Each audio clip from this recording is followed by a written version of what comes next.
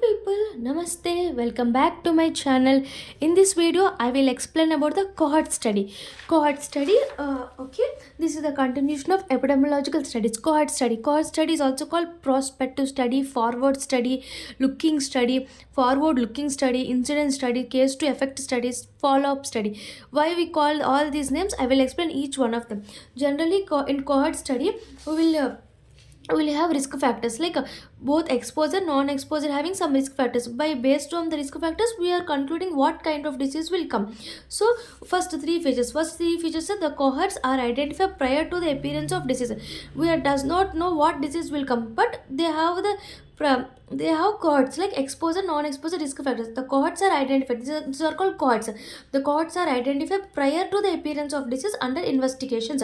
We don't know about the disease, but we know the exposing factors like risk factors. We know the exposures like what having risk factors. So first feature is we should consider identify the cohorts prior to the disease, prior to the appearance of disease under investigation. Next, these study groups are observed over a period of time to determine the frequency of disease. So we only know the exposure, we does not know any disease. So it observed over a period of time to determine the frequency of disease among them. So it takes a period of time taking period. So it takes over a period of time to determine the frequency of disease. Like see, we only know exposure non-face. Which kind of disease we don't know. So we are taking sometimes over a period of time to determine the frequency of the disease. Next point, the study proceed forward from cause to effect. So it is a forward disease. So it is moving forward. It's called forward disease from cause to effect. This is the effect. This is the cause. Cause means risk factors. It from cause to effect we are discussing. So it is a forward disease from cause to effect. So it is also called prospective. Prospective means forward, moving forward. This is a forward and incident study and cause to effect study and follow up study. So we are taking follow up from this study. Okay. These are the three features. First feature, the cohorts are identified prior to the disease. Next is the study of group over a period of time. It is study from cause to effect takes a cause to effect. So it is a forward study. So types of cohort study of three types like prospective study, retrospective study, and combination of prospective and retrospective study. What is prospective study? Prospective study means moving forward. Retrospective study means moving backward. How case control study acts as a retrospective. See, prospective study is also called concurrent or currently coherent study, where exposure is occurred where outcome is not exposed. See, for prospective study we know the exposure, exposure we know, but disease is don't know. So in prospective study we can take the only exposure, but outcome is not yet occurred. When study begins exposure we know, but outcome is does not know.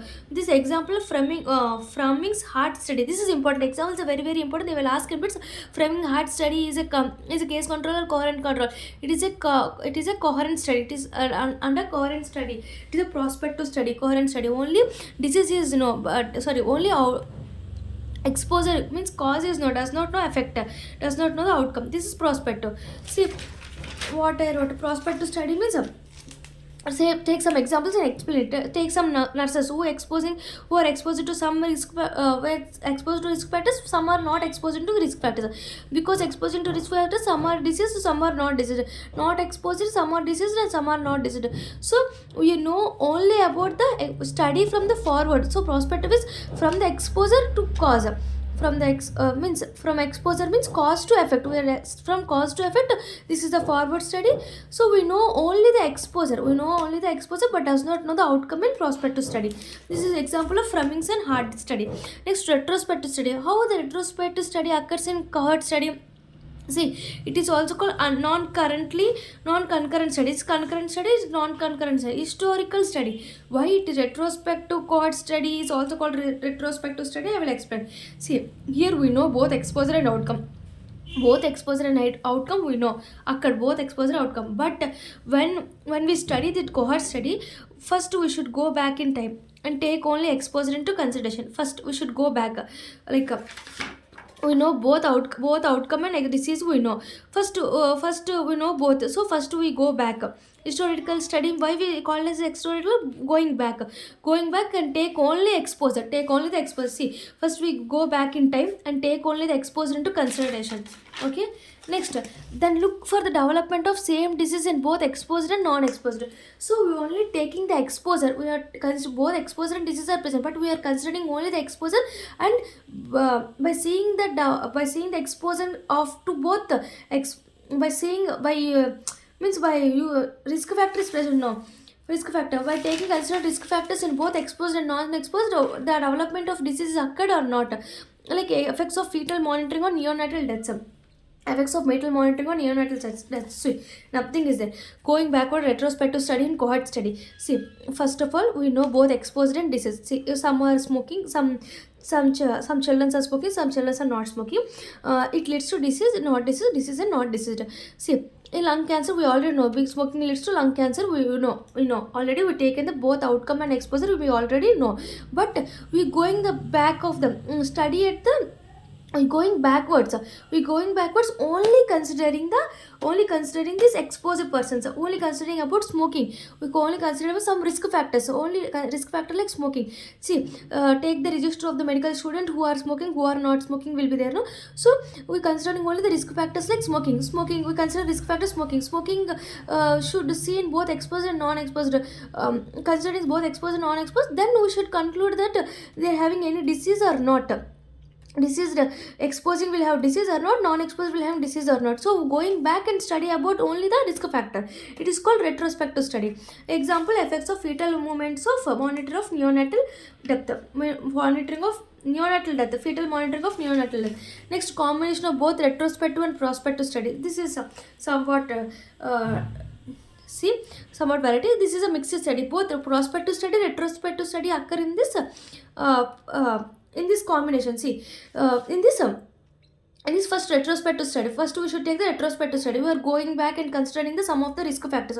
We are taking the sum of the risk factors, and we are coming towards the forward, and we should talk about here. See, nothing will there. See. In this combination study, first of all, some of the cancer patients, we know, some of the skin, because of skin rashes, some of getting cancer patients, we know the exposure, we know the outcome, both we know. So we are going the backward, first retrospective and going backward and considering the only skin rashes, who having the skin rashes. So in skin rashes, it is called retrospective. First one combined, retrospective is over. So skin rashes, exposure. So skin rashes are in exposure and non-exposure. We see the incidence of the skin rash, how much skin rash is increased in that forward study, how much skin rash incidence is there. So it is called prospective study. So we are doing the forward from exposure to non-exposure. We are describing about the incidence of skin rash. So it is a prospective study. After that, this incidence, because of skin rash, how many will get cancer? How many will get cancer? It is a prospective study. So this is moving forward and this is coming backward. Retrospective study, this is the prospective study. Okay, in see example, in this in this exposed and non-exposed, risk factor and outcome both are. See, here we are taking the risk factor as skin rashes and incidence of skin rashes in this study. So this is the prospective study. But here comes to risk factor and outcome. Here we are taking the risk factor as a incidence of skin rash, but outcome as a cancer. So going back is a retrospective, and coming forward is a prospective combined in this example. So these studies are important, like example studies, Cott, Brown and Dow study, doll study, doll study, Cott, Cott, Brown. This is important. Previously prospect is Framingham heart disease. I discussed like Framingham heart disease. This is neonatal deaths, fetal monitoring of neonatal. This is called Cott, Brown and Doll study, effects on radioactive therapy. We are discussing on radioactive therapy. Cott, Brown, not Bowl, not Cott, Brown and Doll study on effect of radioactive therapy. So these are the examples of these are like retrospective, combined and prospective. So these are the types of cohort study. This is the important one. Okay, these are the types of cohort studies. Just you should know the features and types of three features. Okay, types of three. Three present: retrospective, prospective and combined. Okay, you understand? First first you should write the other names, and then you should know the you should only consider the cohort prior to the disease. You should write that feature. Next, cause to effect, it moves forward. It takes a period of time to conclude that it determine the frequency of disease. Next, three types of disease: prospective, retrospective. Next comes to combined. So prospective study called Franklin heart study. Here neonatal study, monitoring the neonatal study, and here compare sorry what is it sorry it is a combined study. Example, Court Brown and Doll study on effects of radiation therapy, on effect of radiotherapy. So now we will tell about the elements of cohort. Here, what are the 5 steps are present in cohort study? 5 steps. First, select the subject, select the study subject, select the study subject and obtain the data from exposure. Select the comparison group, follow up analysis. Very easy. These 5 steps are very easy. Please concentrate. Nothing will be there. You should you should know about it. See, first how to select the subject. First you should select the subject. From there you should select the subject, like general population, special population. General population, we should select the subjects for cohort study, like who are exposed to some risk factors, no? So we should consider them as one of the cohort study. For cohort study, like we should take the large sample of population for appropriate result. We should take the very large sample in general population. In general, not only general, we can take the special groups. Special groups are 2 groups are present, like specific, like selective groups and exposure groups. Selective groups, so we are taking some of the groups, like easily which groups having accessibility, easily follow up, all should be there, no? For the selective groups, example, lawyers, professionals, some professional groups, these are doctors, lawyers, engineering. So selective groups. Whereas exposure groups are like exposure, like some of the person who exposed to the like occupational exposure are this, so we're selecting only them. We're only selecting them, like radiologist exposure to x-rays, so we're selecting that. So first we should select the population based on general population and the special groups. Special groups again divided into professional, like selective groups and the exposure groups. Okay, next, obtaining data on and exposure. How we selected the someone selected the general population, some selected the like exposure groups and selective groups. How we obtain the data from these groups? See, obtaining data from these groups by like 4 methods, like coherent members, like coherent members, these are all coherent members. So we ask the questions and interviews, all we should ask them about the what exposure, all this we should ask them. So questionnaires, to interviews, then to personal questions. Okay, now cohort members. Next, review of the records. We should know the records of the medical records. We should obtain medical records. What is dose of radiation, what kind of surgery has already done to that person's we are selecting. So review of the medical reports.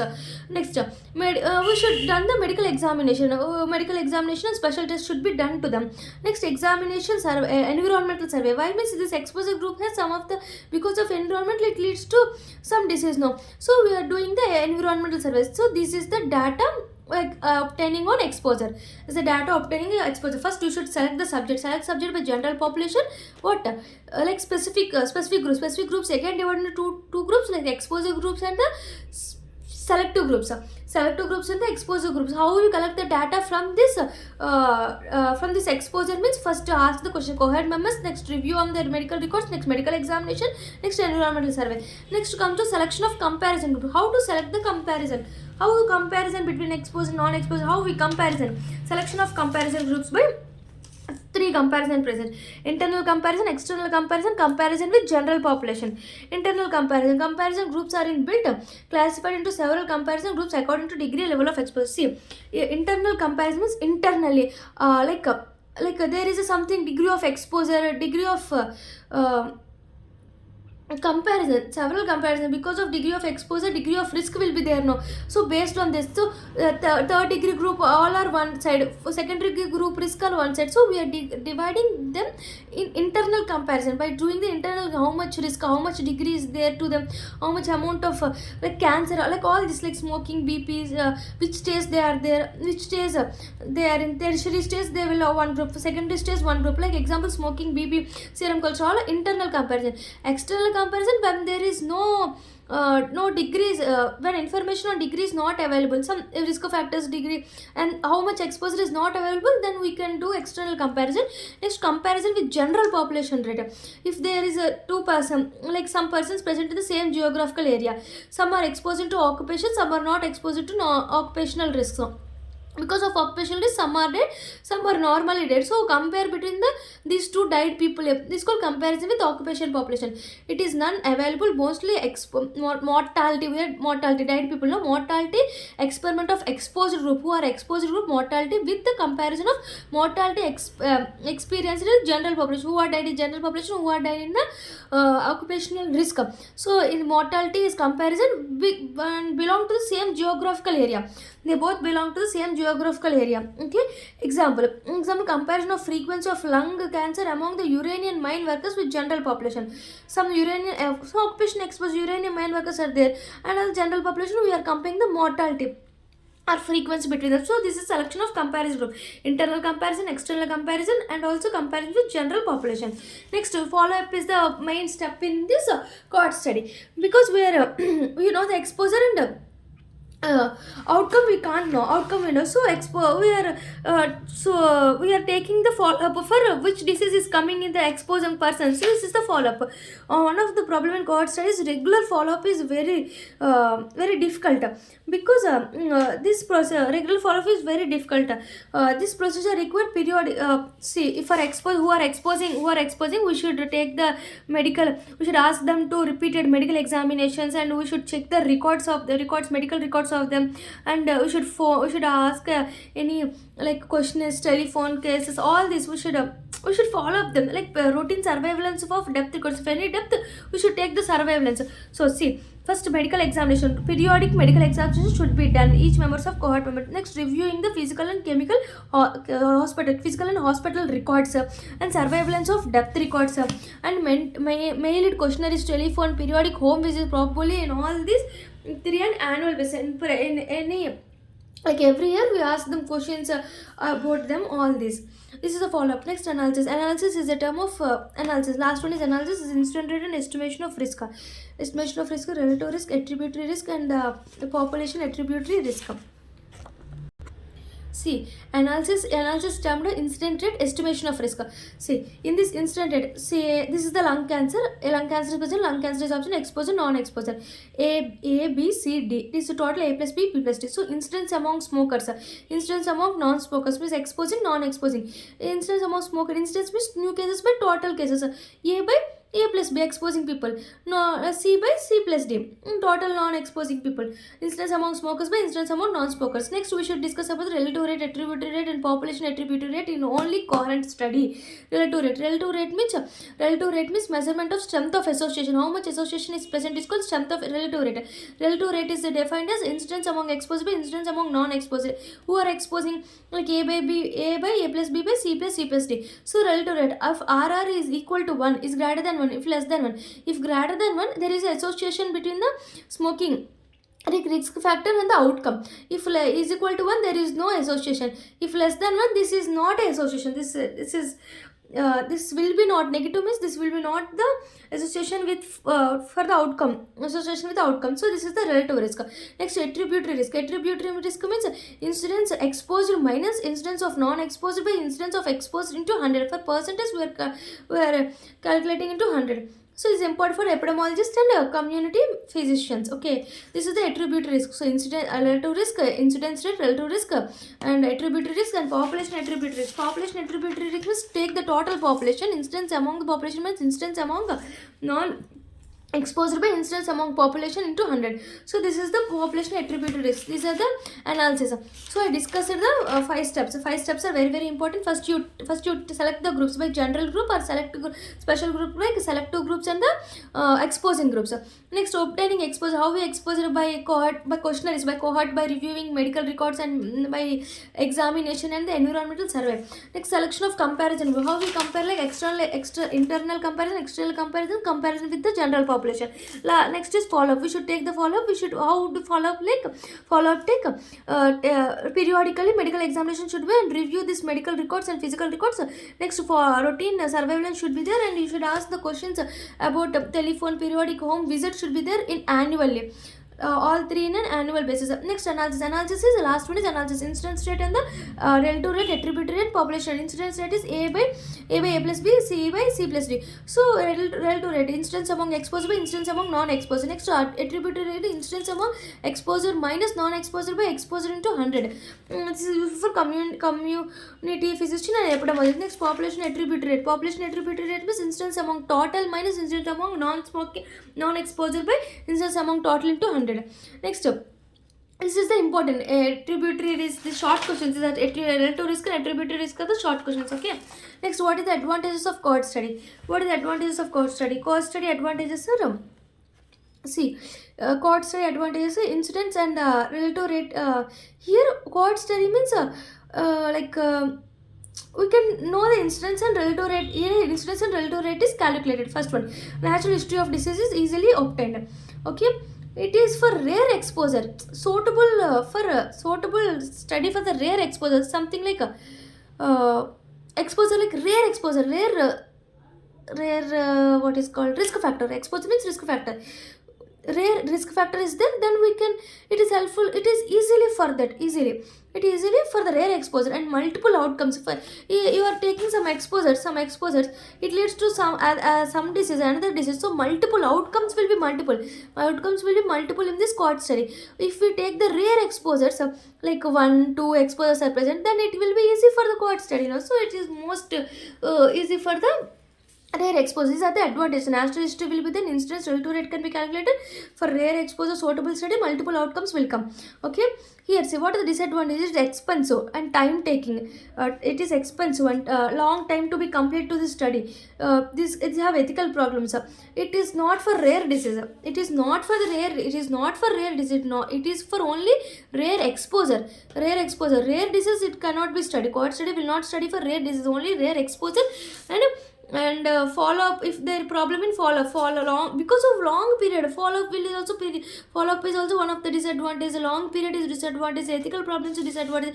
It is expensive because we take the large number of population. So these are the advantages and disadvantages of cohort study. Thank you. Please subscribe my channel and please support us. Thank you.